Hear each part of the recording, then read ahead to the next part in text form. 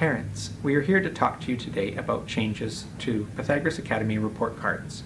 Even the name of the report cards has changed. We now call it Student Learning Communication. The reason for the changes to our report cards is that in September 2017, the BC curriculum changed. The curriculum now requires students to do far more creative and critical thinking. We think this is a good thing. We're happy to see students come up with more complicated ideas, more complex and creative ideas. This does, however, cause us to need to change our reporting system. Ms. Barry and Ms. Severlow will now go through some of the details of the changes so that you can understand the system clearly. Thank you. Okay, so the first question you might be having is why an interim report card in November? It's a new term that we're using this fall. The interim report card is serving as a check-in, so parents and guardians are aware earlier of how their child is doing. In the past, our report cards has gone out on the last day before winter break, and so now it's a few weeks earlier. The interim report card identifies strengths and areas of growth or weaknesses, and ways that parents and guardians can support their learning. The January report card, which is also something new. In the past we had our December report card and then in March or so, but now there'll be one in January, will be more detailed, and we'll have a comment for each subject, which is a little bit different than what you will see on this interim report card. Student learning communication, as you heard Mr. Bouchard say, it's no longer actually referred to as a report card, but rather student learning communication. And as a teacher, I agree that we're communicating how the students are learning, what they're learning, and it's a tool to communicate with families. This year, it also allows it to be more than just sort of this report card with only letter grades or only a 1, 2, 3, and 4. You can see more of your students or your child's learning. And the changes from the BC Ministry of Education has placed an importance on learning skills. So not just the content that they're learning, but actual skills that they can transfer hopefully to many different subjects, as well as the core competencies. Core competencies we will go into more detail in a moment.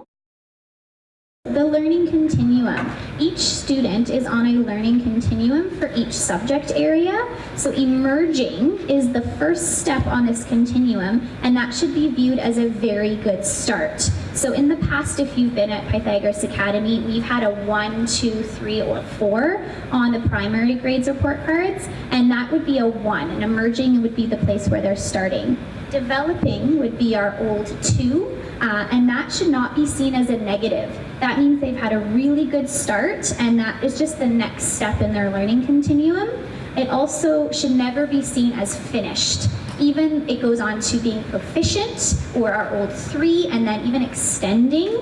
I believe that learning is never done. The process should never finish. Even as an adult, I'm learning new things all the time. I share that with my class, and it should never be complete. So if you have your child getting a proficient or a 4, there's still more ways for them to enhance their learning.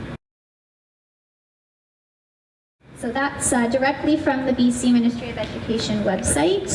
So you'll see emerging, developing, proficient, and extending. If it makes you feel better to have the numbers, that's a 1, 2, 3, and 4. But children are so much more than numbers. I can't really boil someone down to being a 2. I think I can boil them down to demonstrating a partial understanding of the concepts and competencies relevant to the expected learning, but they're well on their way to being proficient. So the core competencies, along with literacy and numeracy foundations and essential content and concepts, are at the center of the redesigned curriculum. Core competencies are sets of intellectual, personal, social, and emotional proficiencies that all students need to develop to engage in deep learning and lifelong learning. So there are 6 core competencies outlined in the new BC curriculum, and they are communication, 2 types of thinking, creative thinking and critical thinking, positive personal and cultural identity, personal awareness and responsibility, and social responsibility. So some of those are quite a mouthful, and even as teachers, when we first heard them, we had to really unpack them and talk about really what is positive personal and cultural identity. And so please be certain that we are really unpacking them with the students and going into detail of what does that actually mean. In each term, we are focusing on 2, but all 6 are really integrated throughout the year. We're always inviting students to be thinking critically or thinking creatively or trying to act socially responsibly towards other people. So we have 2 that we're focusing on in a term, but it really is throughout the year as well. So this term we focus on social responsibility and positive personal and cultural identity. The students self-reflected on these 2 core competencies. So after a lot of discussion, activities, reading books, the students wrote self-reflections on these 2, and you'll find them at the beginning of the interim report card. And if you're interested and want to learn more about the core competencies, there's more information on the BC Government Curriculum website at the bottom of the slide there. So we'll take a look at what the report card looks like in a moment, but this next area, called areas of growth or challenges, every single child has some areas of growth or challenges, as this is a normal part of their educational journey. That just means no one's perfect. We've had a discussion with students saying that they're maybe very, very efficient or proficient at one subject, but they could work on something else. So you will see that you will have at least one area of growth for your child to work on. Okay, a new part of the interim report card this year also is the development of learning skills and work habits or work attitudes. It's important to reflect on students' learning skills and their work habits and attitudes, not just academics. I know sometimes as teachers and as parents, maybe we just want to focus on the content, like can they multiply, do they know the water cycle? But in terms of them as a member of the greater society, some might argue that these are even more important or equally important. So we've decided to connect the learning skills and work habits to GROW, which is our school behavior model, and the core competencies. So this term, teachers reflected for social responsibility, positive personal and cultural identity, and gratitude. So that's 2 core competencies, and then the gratitude is from GROW. We are going to do respect, but then we found that there was a lot of overlap between social responsibility and respect. It seemed a little bit redundant to do both. So those are the 3 that we are reflecting on. So you can see more detail. We break down what is social responsibility at school. The student respects the opinions, abilities, choices of others. The student demonstrates care and respect for their environment and their belongings. And the student solves problems in peaceful ways. And then a teacher has decided, are they emerging, developing, proficient, or extending in that area?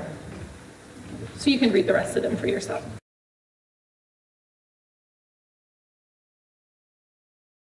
So next is the learning standards, so curricular competencies and content. The grades kindergarten to grade 4 this year will be receiving either an emerging, developing, proficient, or extending. In the past, there has been letter grades for grade 3 and 4, but that's a huge trend even all over BC. All independent schools are going towards this trend of not having letter grades unless it's sort of grade 6 and up. So this previously was a 1, 2, 3, and 4, as I mentioned. Grades 5, they will also have emerging, developing, proficient, extending, but this will match letter grades. So for students in grade 5, that would be a C- or C. That would be the equivalent of an emerging, and a C+ would be equivalent of developing. A B is proficient. That means the student has understood all of the content. That means they have a full understanding. An A, or an extending, means they've done much more. They've taken on a special project. They've shown a higher level, grade level of understanding. So that's sort of that A. Then grade 6 and 7, we are going to be keeping percentages for academic subjects as in the past. So emerging, developing, proficient, and extending, they will get the same letter grades in all specialist subjects. So that's subjects like art and PE and music, musical theater, French, and IT. Then those academic subjects, language arts, math, science, social studies, they will be receiving a range of percentages. So an emerging would be if they had 55 to 59%. Developing would be quite a large range of 60 to 72%. Then a B, or proficient, is 73 to 85, and then an 86 to 100% would be that extending. You can have a discussion with your child's homeroom teacher to find out maybe where they are in that range if you're a grade 6 or 7 parent, because it might be interesting to know, are they very close to being proficient if they're in that developing range, if they're more close to actually being just after emerging, and work with the homeroom teacher to see next steps for your child. Similar to our report cards in the past, there will also be a space on this interim report card for the general homeroom comment. So this is written by your child's homeroom teacher, and there's a comment about general behavior, work habits, and social interactions. And so teachers are always trying to put positives in there. Every student has things that they're doing really well and things that we should celebrate, but then there are some things that students have to work on, so you'll see both in the homeroom comment. So as I was saying, for the next steps of improvement, every child has next steps, even if they are proficient or extending. For an example, they might be they might be extending in art, but Ms. Rich, our art teacher, has found ways for them to even further improve their art skills or their drawing skills. And teachers are looking for ways to stretch their learning and thinking even further. So that might be, if they're already proficient in math, giving some suggestions to keep that learning going. As I said, the learning continuum never stops. And this is a new area of our report card, and we really tried to focus on next steps for improvement at home, ways that parents or grandparents or guardians can help support the children, because I know as a parent, maybe you're not sure how could you support your child? So we tried to find really practical ways of things that you could be doing at home or doing together to help your child improve. I think now we are going to be looking at an actual sample report card.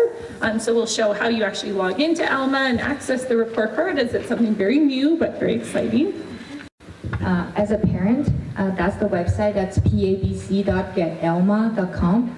Once you logged in once, I think your cell phone can remember this. So you just need your username. Usually it's your first name dot your last name, and then the password you set, and then you log in. I suggest everybody to use your phone this way. And then you will be able to see all your children in our school. For me, it's Megan and another pretended kid. I adopted this kid. It's called test, student test. So you will be able to see all the features. So today we're going to show the report card feature. So you'll notice that there's attendance. We'll talk about attendance in a moment, but there's assignments, grades, things like that. There are components of Alma that we haven't started using yet. It's a really sophisticated system, and there are all these different parts. Right now we're using it for student records, for attendance, and now for the report cards. So if you go into there and you seem surprised, there's no grades. It's because we haven't started using that component of Alma, and we have to decide, do we want to use it, or teachers are doing their own thing, that's okay too. Okay, so you would click on report cards. All right, and then it'll say term 1, and you click on the PDF. Okay, and at the top here, we'll say your student's name and the grade. So you can look at it just online, on the computer, on your phone, or you are able to download it and print it as well. It's also very easy to email if you have family that you want to send the report card to. So here we have the core competency self-reflection, so social responsibility, positive personal and cultural identity. Written by the students. Written by the students, or for the younger students, it was told to the teacher and the teacher wrote it down. As we mentioned, every student will have strengths and some challenges, areas of growth. And so I encourage a conversation with your child to be like, wow, look at all these strengths. Your teacher says you have good work ethic. That means that you work really hard and you take your work seriously. Oh, but it has difficulty taking risks. That means if your teacher wants you to try something new, sometimes you're a little scared and you don't want to do it. Like, why is that? So I encourage you to have conversations about these things. Okay, and then here are the development of learning skills and work attitudes. As you can see, they're gratitude, positive personal and cultural identity, social responsibility, and then they have developing, proficient, extending, etc. So I remember also as a kid, my dad would say, for those kind of things, he was like, these are the most important parts of a report card, Janice, like the kind of kid you are and how you treat other people. So I encourage you to look at that with your child as well and celebrate their strengths and talk about ways they can work on some areas that they're emerging or developing.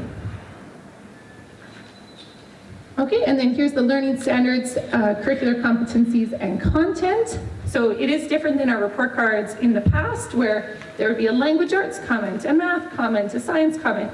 You'll be seeing that in January, so don't worry, it's coming, but this is an interim report card, so the check-in. So we're just checking in so you have an idea of where they're at. And of course, parent conferences are coming up in December. You'll be able to get lots more details with the teacher, and you can of course always email your teacher, your homeroom teacher, your child's homeroom teacher, set up a meeting if you're ever wanting more information as well. Okay, and then there's the general homeroom comment by the homeroom teacher. And here are the next steps for improvement we discussed. So for example, there's one in art. In order to push your drawing skills further, X would benefit from continuing to practice drawing lines, still life, and landscapes at home. A sample language arts one. Everyone will have next steps for improvement. Some people may have several next steps for improvement. And then there's the attendance at the bottom. I think Vassy is going to speak about the attendance. So the attendance is all calculated by the ALMA system, which is great. So absences that are excused, absences that are unexcused, lates that are excused, and lates that are unexcused. So that's been a great thing for office staff and teachers, not to have to tabulate that on our own. And then it will be signed by Michael and go out on the date that we have them all ready. Thank you so much for coming. We really appreciate it. Thank you.